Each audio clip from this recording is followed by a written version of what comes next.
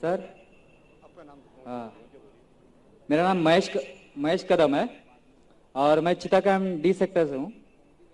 तो मेरे को ये सवाल पूछना है कि आज से 6 महीने पहले की बात है।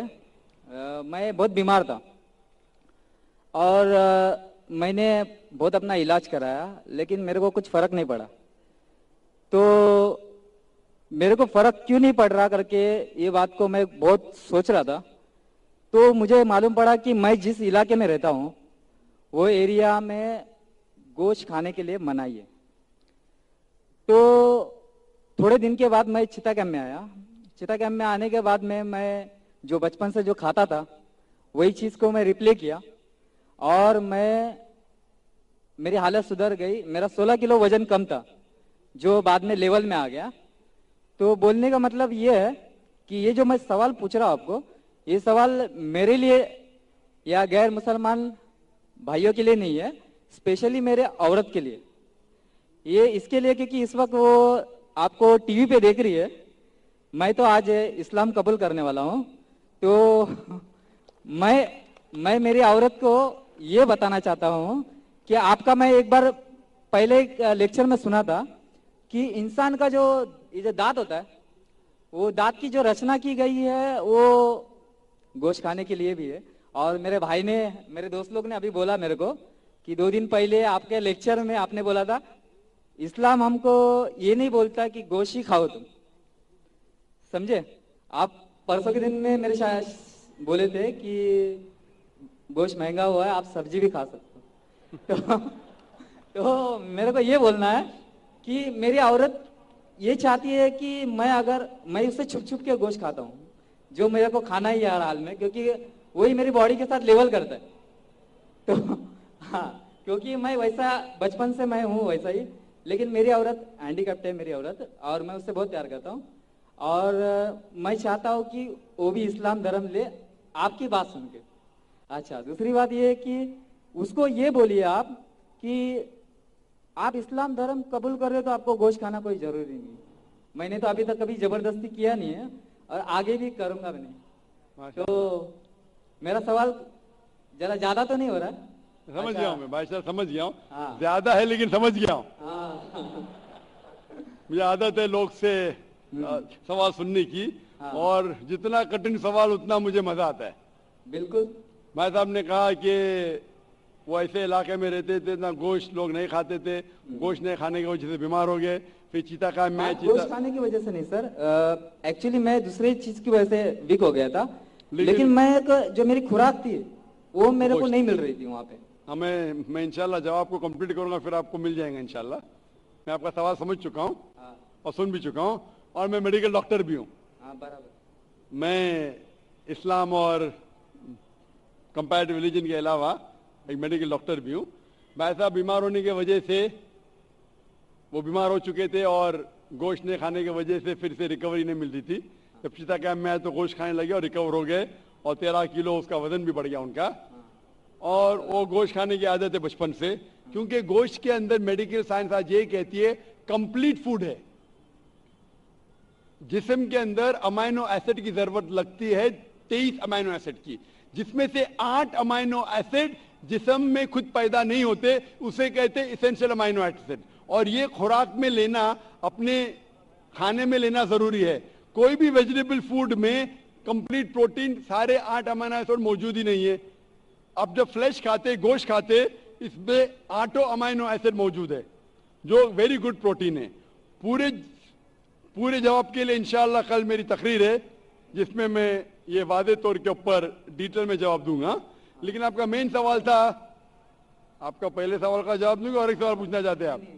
सवाल 1 2 बाद में कतार के पीछे, फिर आप वापिस आ सकते हैं। क्योंकि गैर मुस्लिम को मैं इजाजत है 1 के बदले 2, 2 के बदले 3, अभी 3 के बदले 4, तो बाकी लोग बोलेंगे नाइंसाफी है। वो मुस्लिम को ब्रेन हेमरेज हो गया था कल, बोला मुझे मौका नहीं दे रहे। वो हमारे आगे ही थे, आपके आगे था। देखो आपको मौका मिला, उनको नहीं मिला। ब्रेन हेमरेज तो न्यूरो सर्जन को बुलाने पड़ेगा। जैसे मैं कह रहा था कि आप अब इस्लाम से इंशाअल्लाह प्रसन्न हैं, اور آپ قبول کرنا چاہتے, آپ صاف ساتھ یہ کہنا چاہتے آپ کی بیوی سے کہ نان ویج کھانا, گوشت کھانا غلط نہیں, انشاءاللہ آپ کی بیوی سے کہیے کہ کل میرا پروگرام ابھی لائیو ٹیلی کاسٹ دیکھ رہی ہے, کل بھی یہ وقت دیکھیے 6:15 سے لے کے 10 بجے تک کے, انشاءاللہ جواب آپ کو ملے گا. لیکن یہ کہنا چاہتا ہوں کہ گوشت کھانا مسلمان کے لیے فرض نہیں ہے, کدھر بھی نہیں لکھا ہے قرآن یا حدیث میں کہ مسلمان کو گوشت کھانا فرض ہے. بالکل. کئی بار اگر آپ کا جسم گوشت کو ہضم نہیں کر سکتا ہے, کئی بار کچھ لوگوں میں, تو اس ٹائم گوشت مت کھاؤ. عام طور پہ انسان ہضم کر سکتا ہے. اگر آپ کو کچھ بیماری ہے جس سے گوشت کی وجہ سے آپ کو تکلیف ہوتی ہے تو مت کھاؤ, کھانا فرض نہیں ہے. لیکن اکثر عام انسانوں کے لیے کھانا اچھی بات ہے. جو چیز ہر انسان کے لیے غلط ہے, نقصان دار ہے, وہ حرام ہے. مثال کے طور پہ شراب اکثر انسانوں کے لیے نقصان دار ہے, گوشت ایسا نہیں ہے. لیکن آپ کی بیوی کو اگر گوشت پسند نہیں ہے اور اسے گوشت کا ٹیسٹ پسند نہیں ہے یا اچھا نہیں لگتا, وہ بالکل پھر بھی اچھی انسان رہ سکتی ہے اگر مانتی ہے کہ خدا ایک ہے اور بت پرستی نہیں کرتی ہے.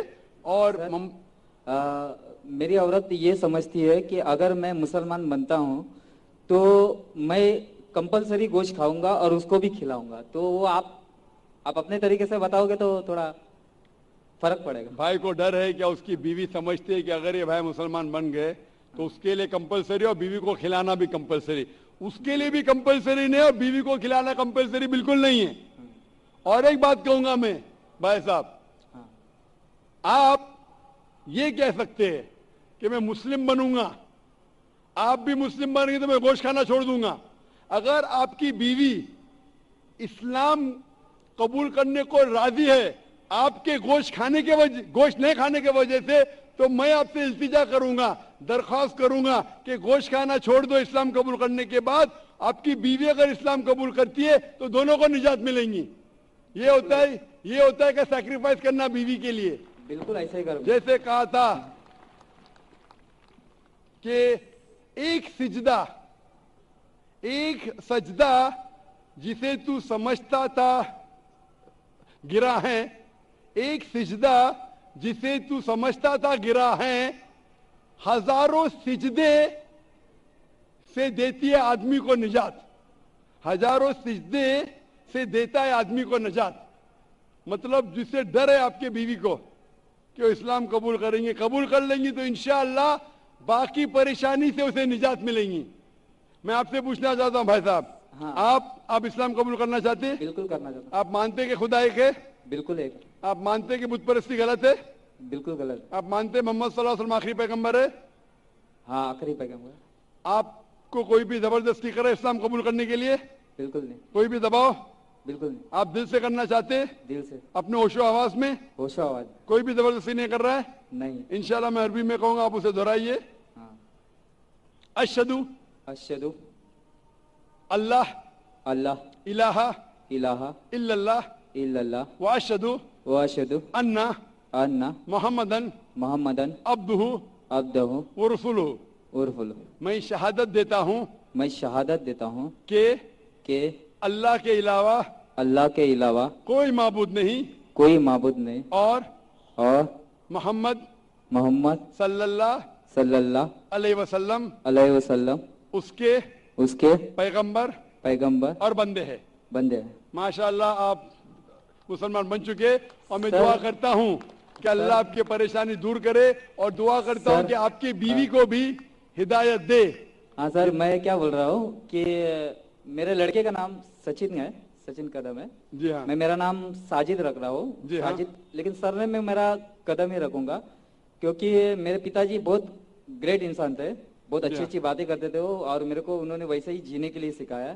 وہ بولتے تھے کہ زندگی میں ہمیشہ سٹائل سے جینا چاہیے, اور زندگی کا سچا سٹائل دوسروں کے لیے جینا چاہیے. تو میں نے جب ہینڈی کیپ میرے عورت سے شادی کیا تو اس کے بعد میں بہت تکلیف کے ساتھ میں اپنی زندگی گزارا ہوں. میں چاہتا ہوں کہ آج کے بعد میں میرے زندگی میں واپس تکلیف نہیں آئے. میں مسلمان بن رہا ہوں, تو اس کے لیے سب میرے مسلمان بھائی میرے لیے دعا کریں. انشاءاللہ بھائی صاحب کی درخواست ہے کہ ہم دعا کریں ان کی زندگی میں تکلیف نہ آئے. میں دعا کروں. آپ نے کہا کہ آپ کا نام ساجد رکھنا چاہتے ہیں, الحمدللہ اچھا نام ہے. قدم آپ کا سرنیم قدم عام طور پہ اسلام میں सरनेम बदलने की इजाजत नहीं है, क्योंकि सरनेम से पता चलता है आपके खानदान के बारे में। आपको सरनेम वही रखना जरूरी है। अच्छा आप बदलना चाहे तो भी मत बदलिए। अच्छा। आप अपना नाम बदल सकते हैं, लेकिन सरनेम मत बदलिए। मेरा जो लड़का है, भाई साहब, भाई साहब, हाँ बोलिए भाई साहब, बाकी लोग आपके पीछे खड़े हैं हाँ जी। आप चाहते हैं आपके मुश्किल दूर हो तो दुआ करने के लिए कह रहा हूं लोग से। आप सवाल पे सवाल करेंगे तो दुआ करने का टाइम ही नहीं देंगे ना, बराबर कि नहीं? हम दुआ करते हैं कि अल्लाह ताला आपके जिंदगी को आसान बनाए, लेकिन ये नहीं कहूंगा कि तकलीफ ना आए, ये कहूंगा कि जो आपके आखिरत के हक में हो। अल्लाह ताला आपको इतनी तकलीफ कभी भी नहीं देगा जो आप वो तकलीफ उठा ना सके।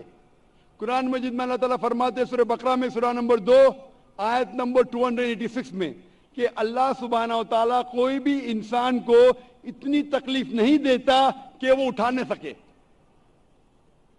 अल्लाह ताला का वादा है। फिर भी हम दुआ करते या रब हमें इतनी तकलीफ ना दे जो हम बर्दाश्त ना कर सके, क्योंकि हम अपने पैर पे कुल्हाड़ी मारते।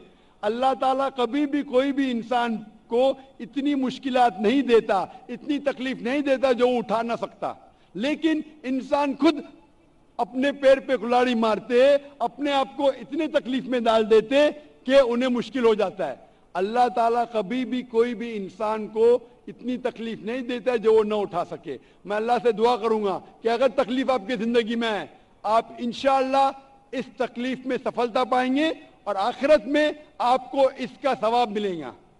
Hope the answer the question.